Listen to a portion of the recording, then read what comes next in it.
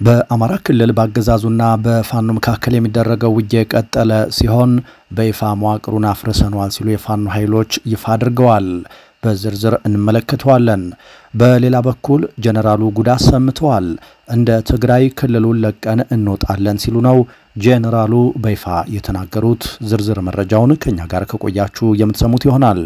ሰላም ጤና ይስጥልን። በመላው ዓለም ክፍል ሆናችሁ ዝግጅታችንን የምትከታተሉ ክቡራትና ክቡራን የኢትዮስ ሚዲያ ቤተሰቦች እንደምን ቆያችሁ?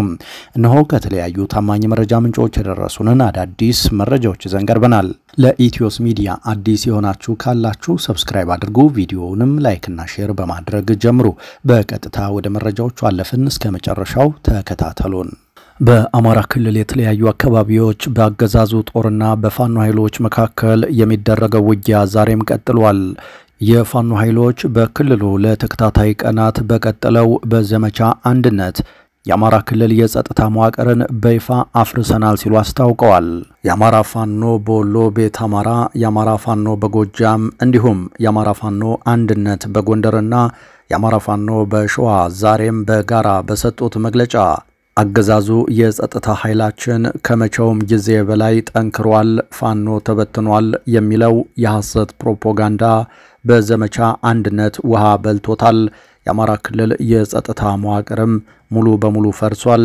ያገዛዙ የጀርባ አጥንት የሚባሉት የክልሉ ሰላምና ጸጥታ ቢሮ ኃላፊ የነበሩትን ጨምሮ በርካቶችንም የቁም እስረኛ አድርጓል ሲሉ ነው ያስታወቁት።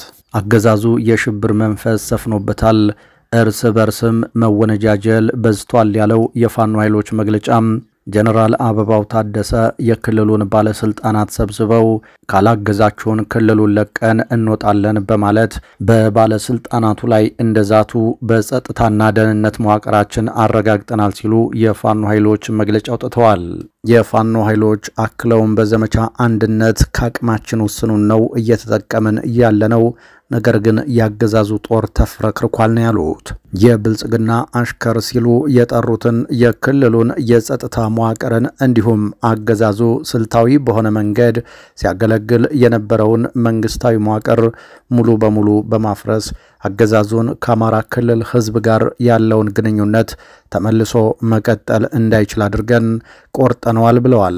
በዚህም የክልሉ 90% በላይ የሚሆነውን መዋቅር በመቆጣጠር የማስተዳደር ስራውን በፋኖ እየተፈጸመ ይገኛል ሲሉ ነው መግለጫቸውን የቀጠሉት። በሌላ በኩል በክልሉ የተለያዩ አካባቢዎች ውጊያ መቀጠሉ የታወቀ ሲሆን ሰሜን ጎንደር ዞን ደባርቅ ወረዳ ወቀን ከተማ የፋኖ ኃይሎች ዘልቀው በመግባት በከፈቱት ተኩስ ያገዛዙ ጦር አባላት ተገድለዋል ሲሉ የከተማዋ ነዋሪዎች ለሚዲያ አረጋግጠዋል። በአካባቢው ጥራይናን ጨምሮ ለተከታታይ ቀናት ውጊያ እየተደረገ ነው ያሉት ነዋሪዎቹም የዞኑ ዋና ከተማ ደባርቅ ውጥረት ውስጥ ትገኛለች ብለዋል። በጎንደር ቀጠና ጠገዴ ወረዳ ቀራቀር ከተማ፣ አርማጭሆ፣ በለሳ፣ ሰዴ ሙጃ፣ ጋይንት፣ ስማዳና ሌሎች አካባቢዎች ከትናንት በስቲያ ጀምሮ ከፍተኛ ሰብአዊና ቁሳዊ ጉዳት የተመዘገበበት ውጊያ እየተደረገባቸው አካባቢዎች መሆናቸውን ለማወቅ ተችሏል። በተመሳሳይ በወሎ ቀጠና መቅደላና ዶቃ አካባቢ፣ በአማራ ሳይንት ሐርቡና እንዲሁም ሌሎች አካባቢዎች በአገዛዙ ጦርና በፋኖ ኃይሎች መካከል ውጊያዎች መደረጋቸው ታውቋል። በተያዘም በጎጃም ቀጠና በፋግታ ለኮማ ወረዳ እንዲሁም ችጓሊ እየተደረገ ያለውን ውጊያ ተከትሎ ያገዛዙ ጦር አካባቢውን ለቆ እንዲወጣ መደረጉን ነው የፋኖ የመረጃ ምንጮች አስታወቁት። በዚህ ውጊያም በርካታ ያገዛዙ ወታደሮች ሲገደሉ ወታደራዊ ሎጂስቲኮችም በፋኖ ኃይሎች ተይዘዋል ነው የተባለው። በዚሁ በጎጃም አገው ምድር ቀጠና የፋኖ ኃይሎች ዛሬ ወደ አንክሻ ጓጉሳ ወረዳ አዘና ከተማ በመግባት በስፍራው የሚገኘውን ያገዛዙ ጦር ላይ ከፍተኛ ጉዳት ማድረሳቸውን የፋኖ የመረጃ ምንጮች ለሚዲያችን ተናግረዋል። በዚህም በውጊያው ከ60 በላይ ያገዛዙ ጦር አባላት የሙትና የአካል ጉዳት ደርሶባቸዋል ያሉት የመረጃው ምንጮቻችን ከፍተኛ ቁጥር ያለው የጦር መሳሪያም በፋኖ ተማርኳል ብለዋል። በሌላ በኩል ያገዛዙ ጦር በጎጃምና ወሎ አጎራባች ቀጠናዎች በሆኑት በመርጦ ለማርያምና በመካነ ሰላም መካከል ያለው ህዝብ እንዳይገናኝ በማድረግ የሽብር ወንጀል እየፈጸመ ነው ሲል የአማራ ፋኖ በጎጃም አስታውቋል።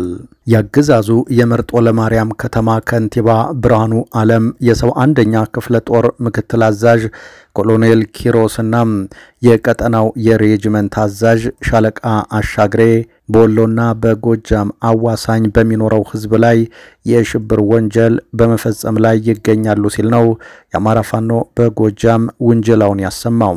በዚህም የአማራ ፋኖ በጎጃም የመርጦ ለማርያም መካነ ሰላም አውራ መንገድን ከተቆጣጠረ ከመጋቢት 8 ቀን 2017 ጀምሮ እስከ ዛሬ ድረስ ከመካነ ሰላምና ከመርጦ ለማርያም የሚወጡ የህዝብና የጭነት መኪኖችን በመከልከል አገዛዙ በህዝብ ላይ ከፍተኛ ስቃይ እያደረሰ ነው ብሏል። በዚህም ምክንያት ለህክምናና ለሌሎች አገልግሎቶች ህዝብ ወደ ከተሞች እንዳይጓጓዝ ከማድረግ በተጨማሪ በአባይ ዳር ቀበሌዎች የሚመረቱ አትክልትና ፍራፍሬዎች ለገበያ እንዳይቀርቡ በማድረግ በቀጠናው በሚገኙ አርሶ አደሮች ላይ የማይካስ ጉዳት በማድረስ ላይ መሆኑን እወቁልኝ ብሏል። በመሆኑም ላለፉት 14 ቀናት የተዘጋው መንገድ ከነገ መጋቢት 21 ቀን 2017 ጀምሮ የማይከፈት ከሆነ በቀጠናው የሚገኘው የአማራ ፋኖ በጎጃም ከአማራ ፋኖ በወሎ ቤት አማራ ጋር በመተባበር አስፈላጊውን እርምጃ የሚወስድበት ይሆናል ሲሉ የፋኖ ኃይሎች አስታውቀዋል። በክልሉ በቀጠለው ጦርነት ምክንያት መሰረታዊ አገልግሎቶች አቅርቦቶች ተስተጓጉለው የህዝብ እንቅስቃሴም ተገድቦ የሚገኝ መሆኑ የሚታወቅ ሲሆን አገዛዙ በበኩሉ አሁንም ጦርነት ለመቀጠል የሚያስችል ምልምል የሰራዊት አባላት ወደ ተለያዩ አካባቢዎች እያሰማራ ይገኛል። ይህ በእንዲህ እንዳለ የአማራ ብሔር ተወላጅ ምልምል ሰልጣኞች መታሰራቸው ተሰማም። በሁርሶ በብር ሸለቆ በጦላይና በብላቴ የኮማንዶና አየር ወለድ እዝ ወታደራዊ ማሰልጠኛዎች በየአካባቢው መስተዳድር ታፍሰውና ተታለው የገቡ ብዛት ያላቸው የአማራ ብሔር ተወላጅ ሰልጣኞች ከመመረቂያ ቀናቸው በፊት በተሳሳተ ግምገማ ለእስር መዳረጋቸውን ለማረጋገጥ ተችሏል። የውትድርና ስልጠና ከወሰዳችሁ በኋላ ከሰራዊቱ በመጥፋት ፋኖን ለማጠናከር በድብቅ የገባችሁ ናችሁ በሚል የሴራ ምክንያት ነው የአማራ ተወላጅ ሰልጣኞችን ለእስር ዳርገው ያሰቃዩዋቸው ያሉ ሲሉ መረጃውን ምንጮች አድርሰዋል። የወደፊት የኢትዮጵያ ጀነራሎች ናችሁ በሚል ከየአካባቢው የሰበሰቧቸውን ታዳጊዎች ላለፉት ወራት በስልጠና ላይ ቢያቆዩአቸውም ከማጠቃለያ ግምገማ በኋላ በሌሊት ለብቻቸው በማሰባሰብ በየማሰልጠኛዎቹ በተለምዶ ዋጠው ተብለው በሚታወቁ ድብቅ የማሰቃያ እስር ቤቶች በድብደባና በስቃይ ላይ እንደሚገኙ ከመከላከያ ምንጮች የተገኘው መረጃ ያመለክታል። በመጨረሻም ሶማሊያ አሜሪካ በብቸኝነት የምትቆጣጠራቸው ወደቦችንና የጦር ሰፈሮችን እሰጣለሁ አለች። የአፍሪካ ቀንድ አገሯ ሶማሊያ አሜሪካ በብቸኝነት የምትቆጣጠራቸው ስልታዊ ወደቦችንና የጦር ሰፈሮችን ለመስጠት ሐሳብ ማቅረቧን ሮይተርስ ዘግቧል። የሶማሊያው ፕሬዝዳንት ሐሰን ሼክ መሐመድ ለአሜሪካቻቸው ዶናልድ ትራምፕ በጻፉትና ሮይተርስ መመልከቱን በገለጸበት ደብዳቤ ላይ ነው አሜሪካ በብቸኝነት ልትቆጣጠራቸው የሚችሉ የጦር ሰፈሮችና ወደቦች አማራጮች የቀረቡት። ጉዳዩን በሚያውቁ የቀጠናው ዲፕሎማት ትክክለኛነቱ መረጋገጡን የዜና ወኪሉ የገለጸው ደብዳቤ የተጻፈው መጋቢት 7 2017 ዓ.ም ነው። እንደ ሮይተርስ ዘገባ ከሆነ ፕሬዝዳንቱ አሜሪካ በብቸኝነት እንድትቆጣጠራቸው ያቀረቡላቸው ባሊ ዶግሉና በርበራን በጦር ሰፈርነት እንዲሁም የበርበራና ቦሳሶ ወደቦችን ነው። አሜሪካ በሶማሊያና በቀጠናው የሚገኙ ጽንፈኛ ታጣቂዎችን ስጋት ለመመከት በአፍሪካ ቀንድ ጠንካራ ወታደራዊ ይዞታን ያስገኝላታል ተብሏል። እነዚህ ስልታዊ ይዞታዎች አሜሪካ በቀጠናው የምታደርገውን ተሳትፎ የማጠናከር ዕድል ይሰጣሉ። የማይቋረጥ ወታደራዊና ሎጂስቲክ መዳረሻዎችን ለአሜሪካ በማረጋገጥ ሌሎች የውጭ ተወዳዳሪዎች በዚህ ወሳኝ ኮሪደር ውስጥ እንዳይገኙ ይከላከላሉ ሲል ደብዳቤውን ዋቢ አድርጎ ሮይተርስ ዘግቧል። ባሊ ዶግል ከዋና ከተማይቱ ሞቃዲሾ በስተሰሜን ምዕራብ በ90 ኪሎ ሜትር ርቀት ላይ የምትገኝ ሲሆን የቦሳሶ ወደብ ከፊል ራስ ገዝ በሆነችው ፑንትላንድ ትገኛለች። ሶማሊያ ለአሜሪካ በብቸኝነት እንደ ጦር ሰፈር እንድትጠቀምበትና በወደብነት እንድትቆጣጠር ካቀረበችው ውስጥ የበርበራ ወደብ አንዱ ነው።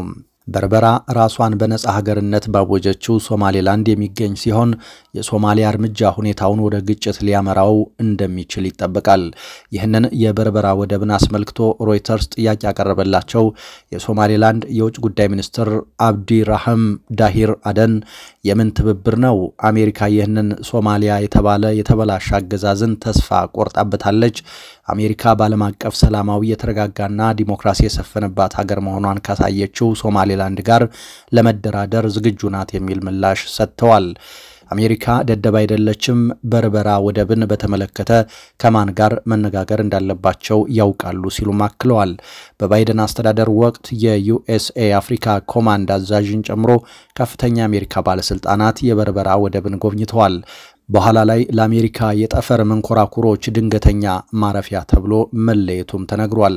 ከ3 ዓመታት በፊት የአሜሪካ የመከላከያ አውቶራይዜሽን አክት ተብሎ የሚጠራው የጸጥታ ትብብርን በማጎልበት ለጠንካራ ዲፕሎማሲያዊና ኢኮኖሚያዊ ግንኙነት መንገድ ይከፍታል በሚል ሶማሌላንድ እንድትካተት ተሻሽሏል። ሶማሌላንድን እንደ አንድ የግዛቷ አካል አድርጋ የምታየው ሶማሊያ ከሶማሌላንድ ጋር የሚደረግ ስምምነትም ሆነ ዕውቅናን እንደማትቀበል በተደጋጋሚ ትናገራለች። ክቡራትና ክቡራን አድማጭ ተመልካቾቻችን ከኢትዮስ ሚዲያ ለዚህ ሰዓት ያዝናቸው አዳዲስ መረጃዎች እነዚህ ነበሩ። ከቆይታ በኋላ በሌሎች መረጃዎች እንገናኛለን። እስከዛው ሰላም።